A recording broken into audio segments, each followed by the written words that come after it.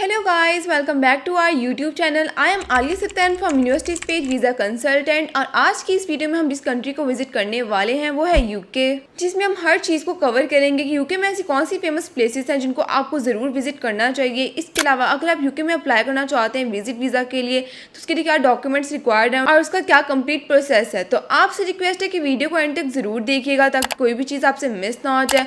और आपने हमारे चैनल को अभी तक सब्सक्राइब नहीं किया तो इसे सब्सक्राइब कर लें फॉर मोर वीडियोज़।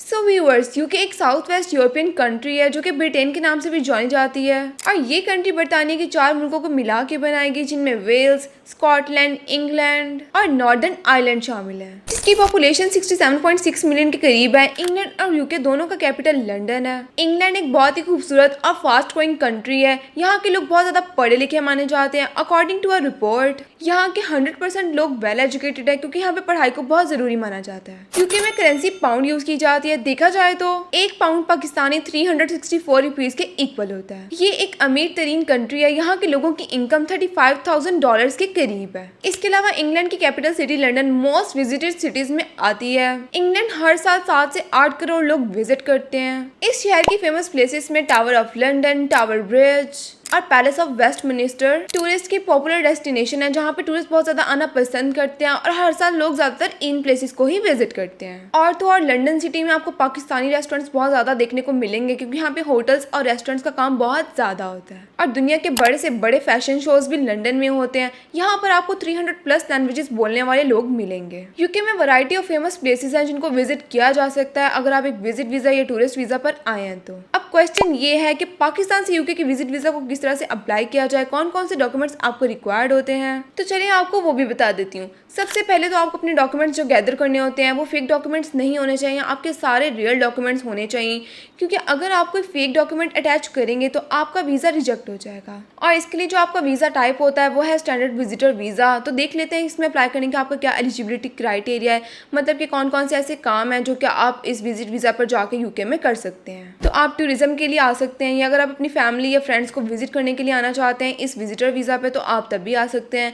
अब अगर आप यहाँ पे आ जाते हैं और आप वॉलंटियर वर्क करना चाहते हैं तो आप कर सकते हैं, बट उसकी शर्त यह है कि वो पेड नहीं होना चाहिए। आप अनपेड जॉब कर सकते हैं। और इस ड्यूरेशन में अगर आप कोई कोर्स करना चाहते हैं तो आप वो भी कर सकते हैं। इसके अलावा अगर आप अपना कोई एग्जाम देने के लिए आए हैं या जो भी आपका मेडिकल का या आपकी फील्ड के रिलेटेड आपने कोई भी एग्जाम देना है तो आप वो भी दे सकते हैं। इसके अलावा जब आपका वीज़ा एंड होने वाला होता है उससे पहले ही आपको अपनी होम कंट्री वापस आना होता है और आपके पास इतने फंड्स होने चाहिए कि आप खुद को सपोर्ट कर सकें फाइनेंशियली। अगर आप फैमिली के साथ आ रहे हैं तो आपके पास फैमिली को सपोर्ट करने के लिए भी फंड्स होने चाहिए। बाकी अगर आप एक बिजनेस पर्सन हैं तो आप अपने बिजनेस के रिलेटेड डिफरेंट एक्टिविटीज कर सकते हैं। So you can check it out on their official website government.uk। तो वीज़ा यहाँ पे डिफरेंट टाइप्स के होते हैं। आप पर डिपेंड कर रहा होता है कि आप कौन से वीज़े को सिलेक्ट करते हैं। आप स्टैंडर्ड विजिटर वीज़ा पे आते हैं तो आप स्टडी के लिए विजिट कर सकते हैं। इसके अलावा अगर आप बिजनेस के लिए विजिट करना चाहते हैं तो आप वो भी कर सकते हैं, या अगर कोई मेडिकल रीज़न है जिसकी वजह से आप यूके को विजिट करना चाहते हैं तो वो भी आप इस वीज़ा के थ्रू कर सकते हैं। सेकेंडली आप मैरिज विजिटर वीज़ा पे भी आ सकते हैं और जो स्टैंडर्ड विजिटर वीज़ा की फ़ी है वो 115 पाउंड्स तक होती है, जिससे आप मैक्सिमम भी 6 मंथ्स तक स्टे कर सकते हैं। इससे ज़्यादा आप यूके में स्टे नहीं कर सकते एक वीज़ा के थ्रू। तो ये तो मैंने आपको बता दिया कि आप इस वीज़ा के थ्रू क्या क्या कर सकते हैं और कौन कौन से वीज़ा टाइप्स आपके पास यहाँ पे अवेलेबल होते हैं।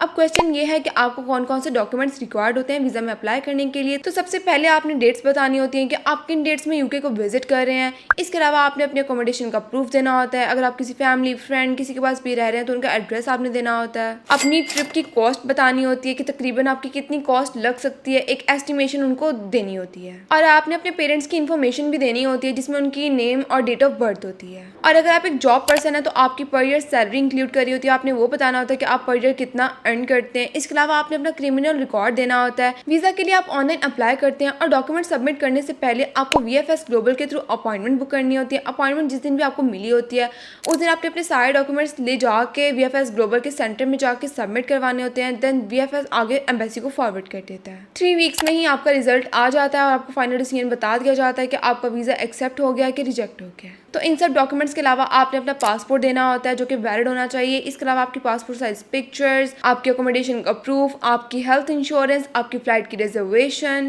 और अगर आप एक जॉब पर्सन है तो आपकी लास्ट 6 मंथ की सैलरी स्लिप्स और आपका एम्प्लॉयमेंट लेटर होना चाहिए। अगर आप एक बिजनेस पर्सन है तो आपकी बिजनेस का registration certificate, chamber of commerce का सर्टिफिकेट, आपके बिजनेस अकाउंट की लास्ट 6 मंथ्स की बैंक स्टेटमेंट और लास्ट 3 ईयर्स के आपके टैक्स रिटर्न्स इंक्लूड करते हैं। इसके अलावा आपने अपनी पर्सनल बैंक स्टेटमेंट भी शो करवानी होती है 15 से 20 लाख की, जो कि लास्ट 6 मंथ्स की होनी चाहिए। लास्टली, अगर आप एक मैरिड पर्सन है तो आपको अपना FRC अटैच करना होता है, साथ आपका फैमिली रजिस्ट्रेशन सर्टिफिकेट, आपका मैरिज सर्टिफिकेट।